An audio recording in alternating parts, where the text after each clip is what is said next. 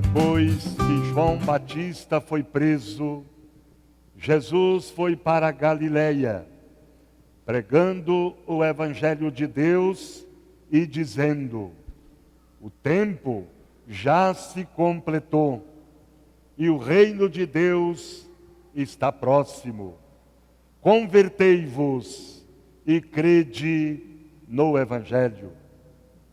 E passando à beira do mar da Galileia, Jesus viu Simão e André, seu irmão, que lançavam a rede ao mar, pois eram pescadores. Jesus lhes disse: segui-me, e eu farei de vós pescadores de gente.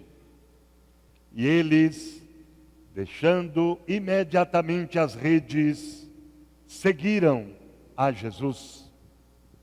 Caminhando mais um pouco, viu também Tiago e João, filhos de Zebedeu. Estavam na barca, consertando as redes, e logo os chamou. Eles deixaram seu pai Zebedeu na barca com os empregados e partiram, seguindo Jesus. Neste terceiro domingo do tempo comum, a liturgia, a palavra de Deus, lembra-nos que Deus conta conosco para sermos instrumentos no mundo da sua vida e da sua salvação. E desafia-nos a acolher de braços abertos o chamamento que nesse sentido Deus nos dirige. O Papa Francisco, no dia 30 de setembro de 2019,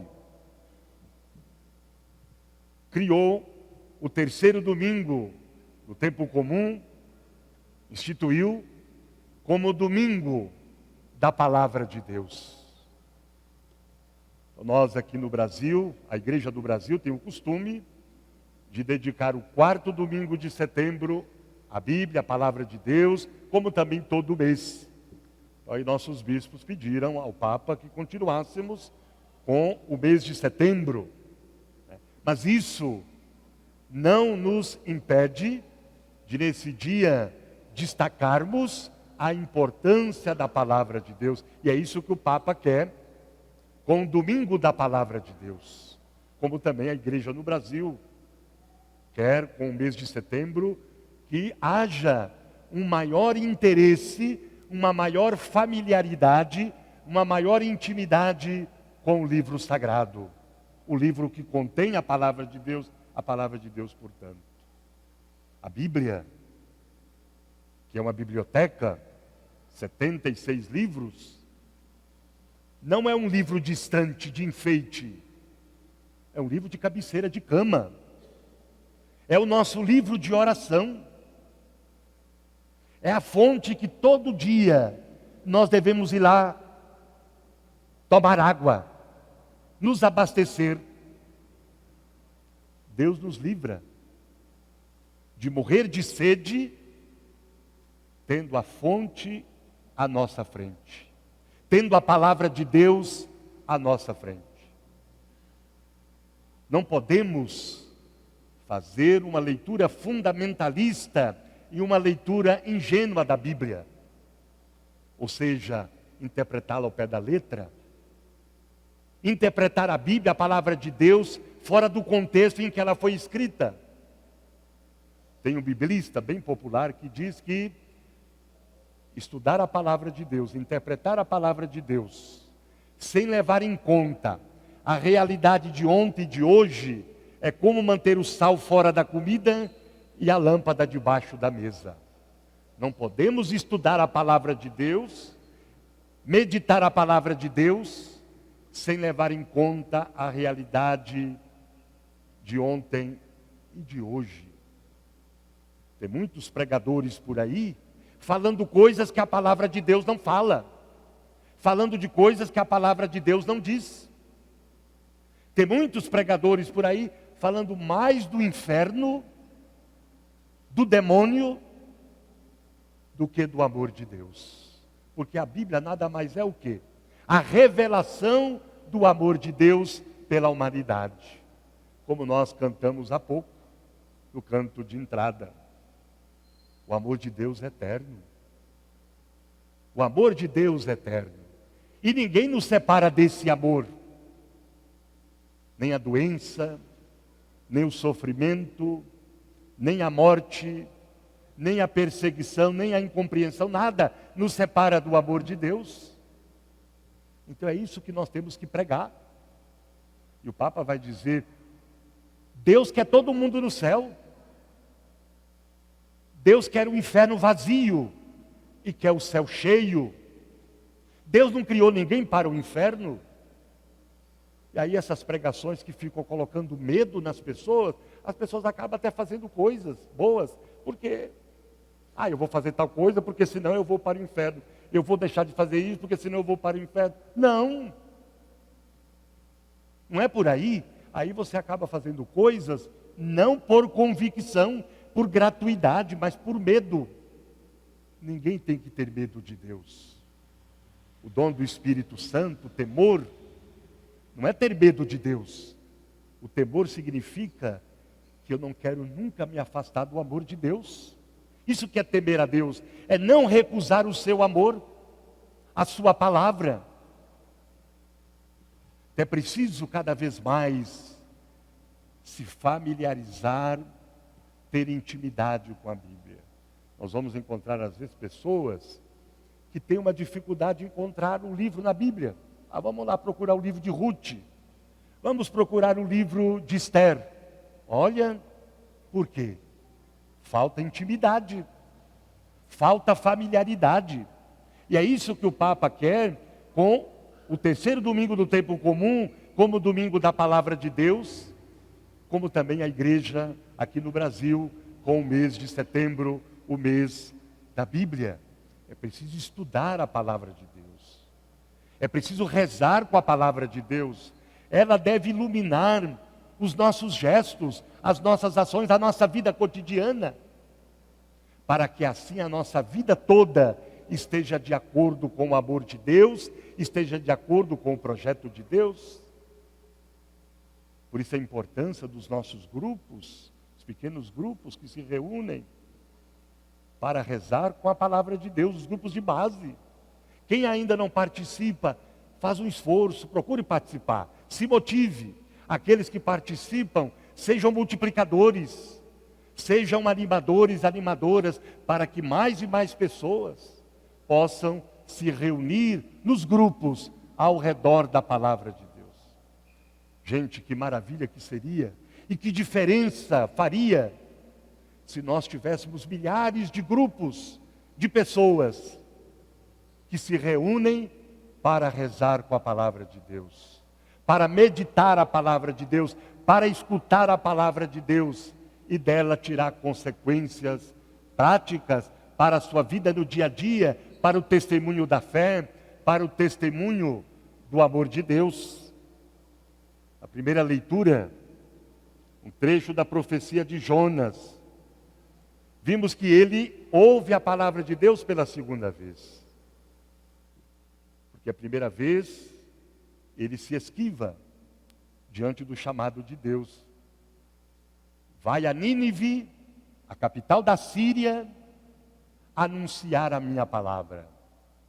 Vai dizer aos habitantes de Nínive que eles precisam se converter do mau caminho, se converter da opressão, da idolatria.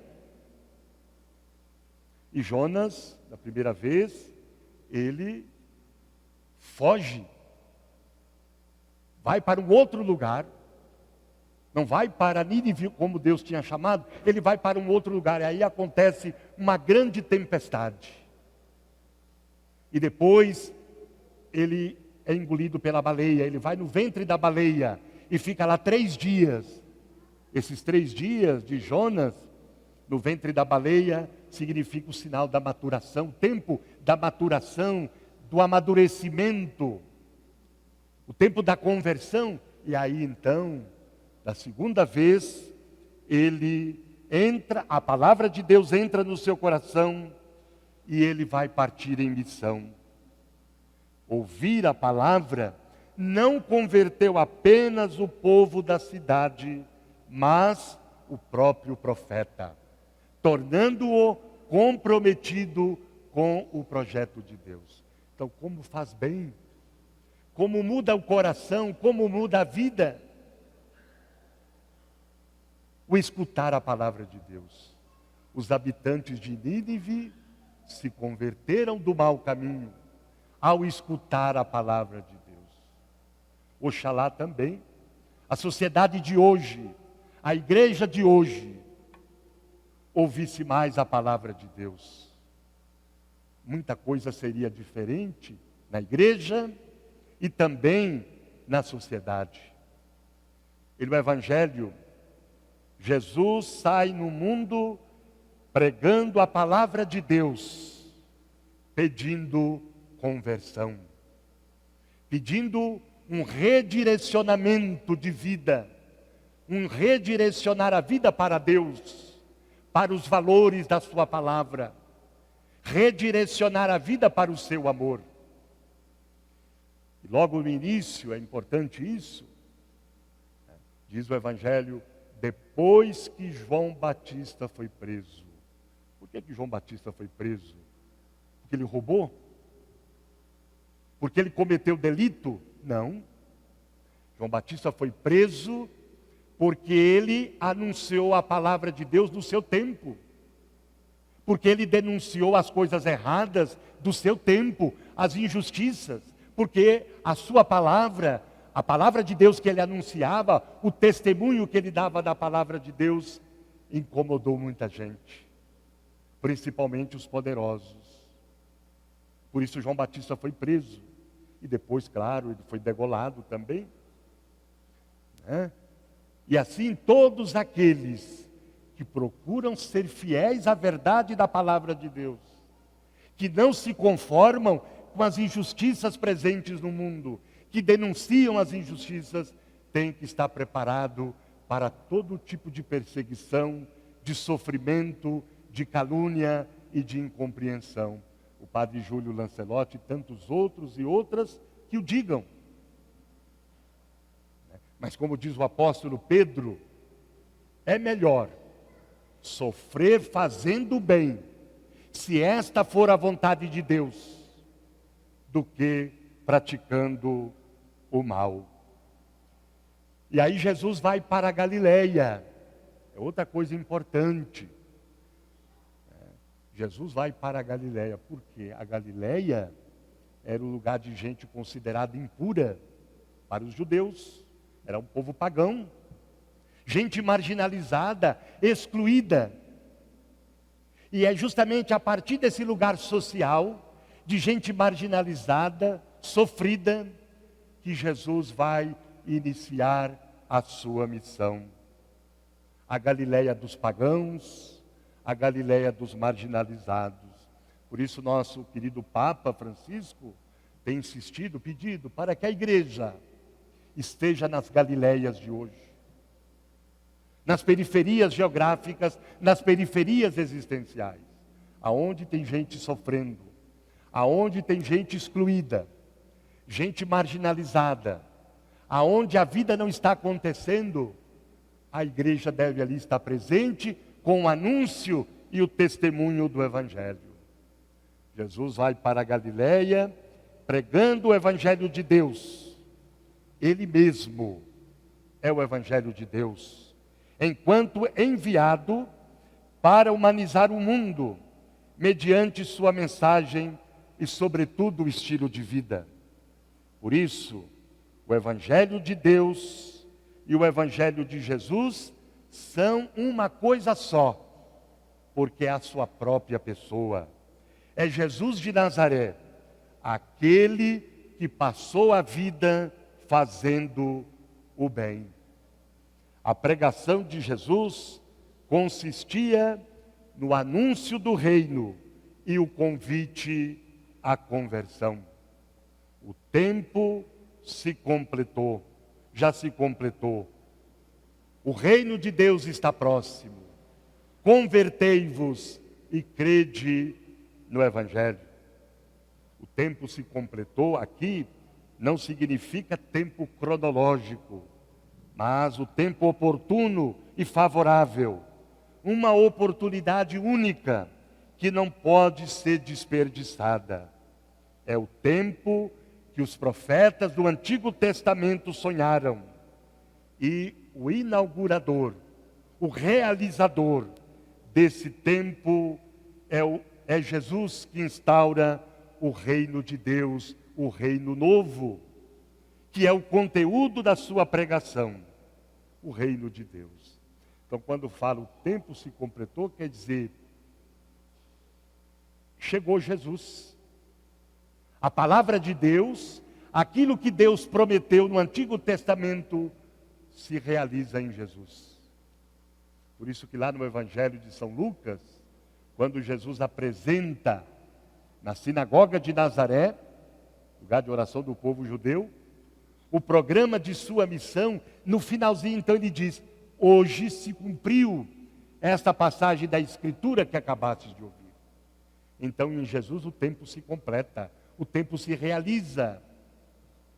Ele inaugura o reino novo como alternativa à sociedade da sua época, como alternativa ao sistema religioso e político da sua época.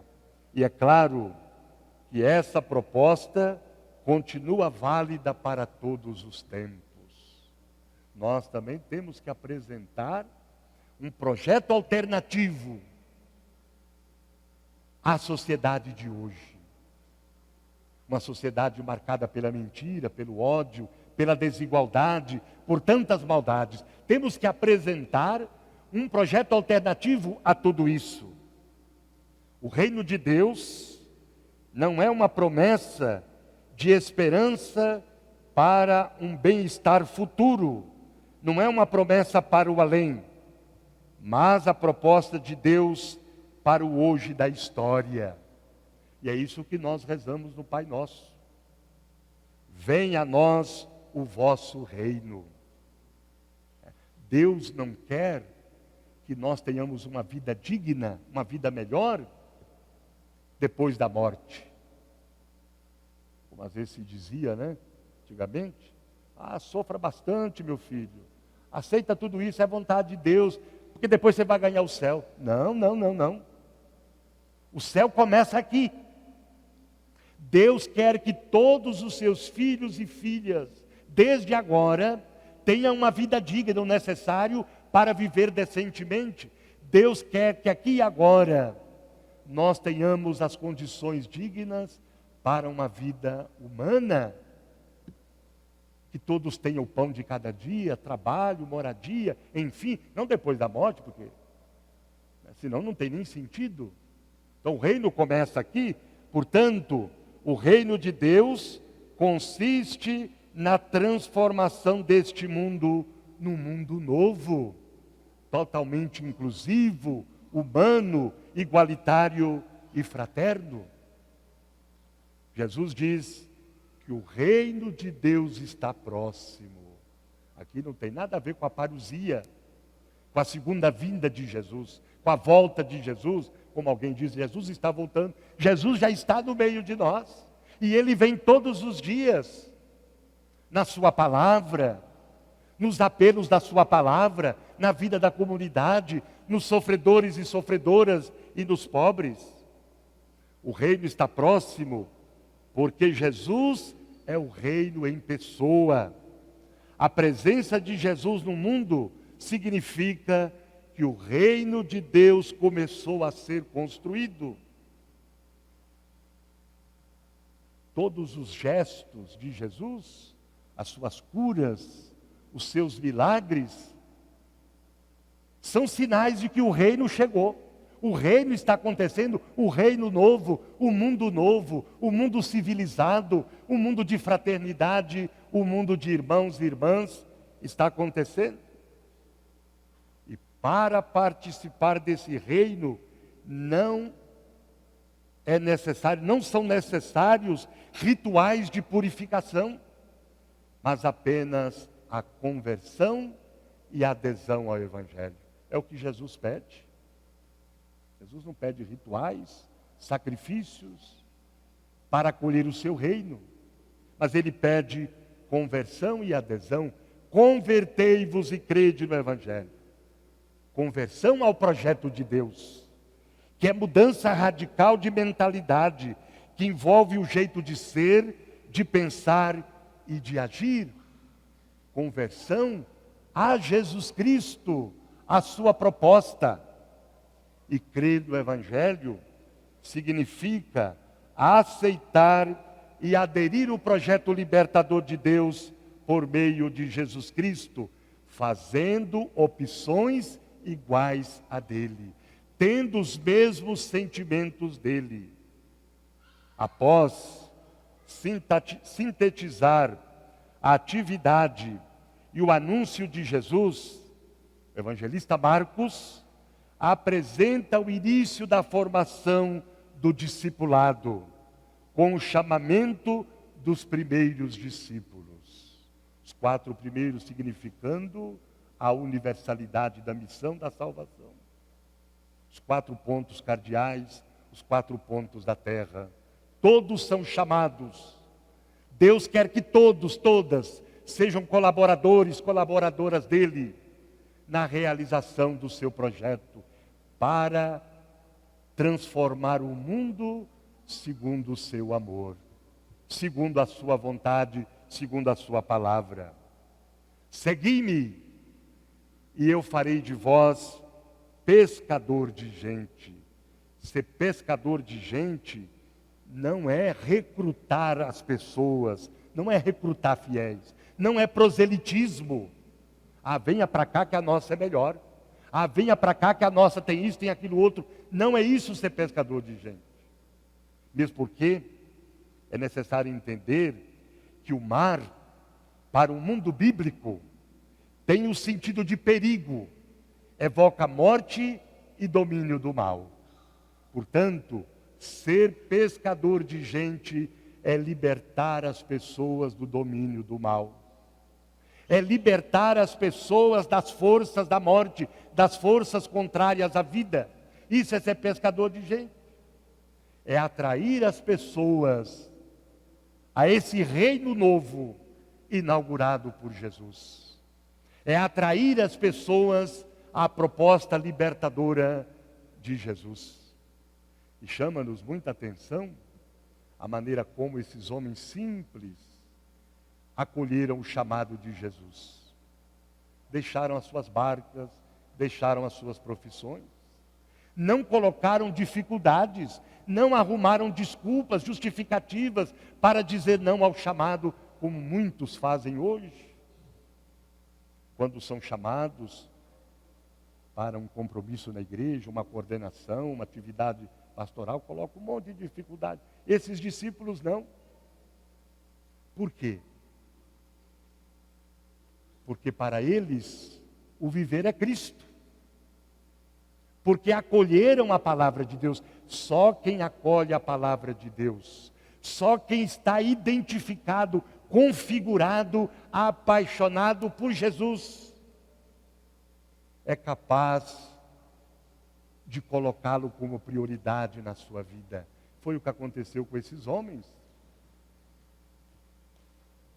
Então é muito atual o testemunho, a generosidade, a disponibilidade destes primeiros pescadores de gente, desses primeiros discípulos. E ele continua nos chamando, ele continua querendo que nós todos sejamos pescadores de gente. Por isso é importante escutar a palavra. Só quem escuta a palavra e se deixa transformar por ela é capaz de se abrir aos chamamentos de Deus, aos apelos de Deus.